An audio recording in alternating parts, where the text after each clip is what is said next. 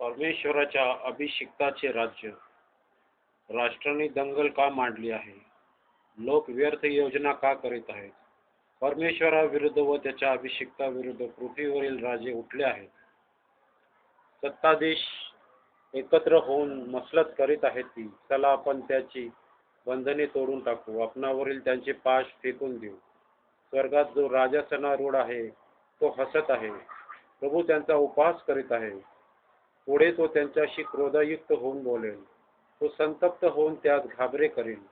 तो म्हणेल, मी आपल्या पवित्र सियोन डोंगरावर आपला राजा अधिष्ठित केला आहे. मी परमेश्वराचा निर्णय कळवितो. तो मला म्हणाला, तू माझा पुत्र आहेस, आज मी तुला जन्म दिला आहे. माझ्याजवळ माग, म्हणजे मी तुला राष्ट्रे वतना दाखल देईन. पृथ्वीच्या दिगंतापर्यंतचे स्वामित्व तुला देईन.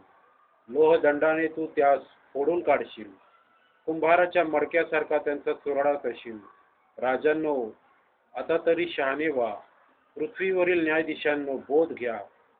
भीड धरून परमेश्वराची सेवा करा. कंपित होऊन हर्ष करा. पुत्राने रागवू नये आणि तुम्ही वाटेने नाश पावू नये. म्हणून त्याचे चुंबन घ्या, कारण त्याचा क्रोध त्वरित पेटेल. त्याला शरण जाणारे सगळे धन्य आहे. आमेन.